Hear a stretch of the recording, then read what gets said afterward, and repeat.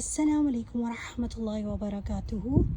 آئیے nature walk کے لیے چلتے ہیں، اللہ سبحانہ تعالیٰ کی قدرت کی نشانیاں دیکھتے ہیں، ان میں غور و فکر کرتے ہیں اور عبادت کا ثواب بھی حاصل کرتے ہیں۔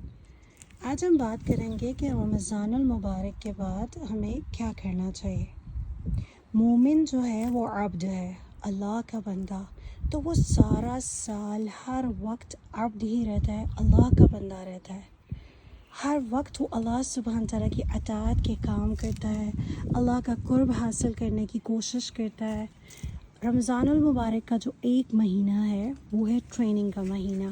اللہ سبحانہ تعالیٰ اپنے بندے کی بہترین ٹریننگ اس مہینے میں کرتے ہیں، وہ عبادت اطاعت میں اپنا وقت گزارتا ہے۔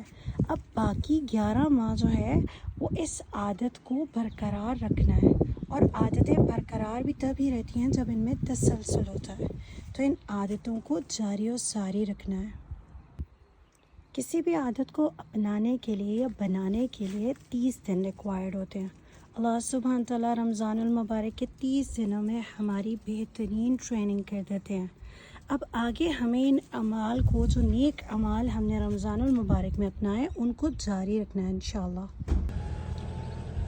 جس طرح رمضان المبارک میں ہم نماز کی پابندی کرتے تھے، اول وقت میں نماز کا اہتمام کرنا، اسی طرح نمازوں کو اول وقت میں قائم کرنا ہے۔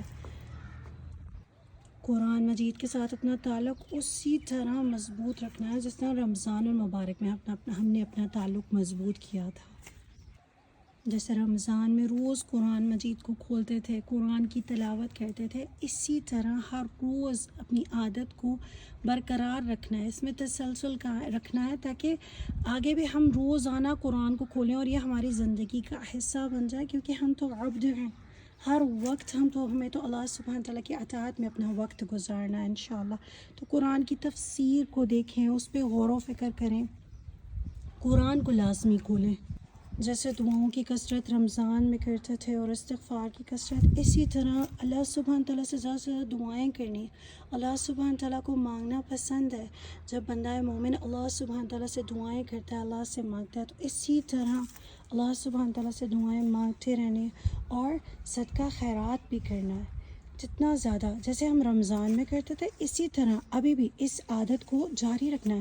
زیادہ سے زیادہ لوگوں کی مدد کریں، ان کے کام آئیں، ان کی رشتہ داروں کے کام آئے، ان سے تعلقات، جیسے ہم رمضان میں ہر برائی سے بچنے کی کوشش کرتے تھے، غیبت سے، جھوٹ سے، اسی طریقے سے ہمیں باقی اپنا وقت بھی اسی طرح باقی ماہ بھی گزارنا ہے، باقی زندگی بھی اللہ کی اطاعت میں گزارنی۔ رشتوں کو جوڑنا ہے، جتنا زیادہ رشتوں کو جوڑ سکتے ہیں ان کا خیال رکھیں، حسد سے بچیں، ہر برائی سے بچیں، ہر اچھی عادات کو جاری و ساری رکھیں، اور اپنی صحت کا بھی خیال رکھیں۔ اور جیسے رمضان میں بیلنس ڈائٹ لے رہے تھے، ابھی بھی، اور سب سے بڑھ کے جو کرنے کا کام ہے وہ ہے شوال کے روزے، ان کو لازمی رکھیں۔ رمضان کے بعد بھی روزے رکھنے کا اہتمام کریں، منڈے اور تھرسڈے، پیر اور جمعرات کا روزہ جو مسنون عمل ہے وہ رکھیں، اعمال نامہ اللہ سبحانہ تعالیٰ کے ہاں پیش ہوتا ہے۔ اور شوال کے روزے، 6 روزے شوال کے رکھنے سے سارے سال کے روزے رکھنے کا ثواب ہے، تو یہ 6 روزے لازمی رکھیں۔ دوسروں کی مدد کے کام، دوسروں کے کام آنا، جیسا رمضان میں کرتے تھے اسی طریقے سے لوگوں کی مدد کیجیے، ان کے کام آئیے۔ اور سب سے اور مین بات، سب سے زیادہ ضروری کیا ہے؟ اللہ سبحانہ تعالیٰ سے استقامت کی دعائیں مانگیں، کہ اللہ سبحانہ تعالیٰ نے جس طرح سے ہمیں رمضان المبارک میں استقامت دی تھی اور ہمیں یہ سارے کام کرنے کی توفیق دی تھی، اللہ سبحانہ تعالیٰ آگے بھی زندگی میں ہمیں جڑے رہنے کی توفیق عطا فرمائے، آمین یا رب العالمین۔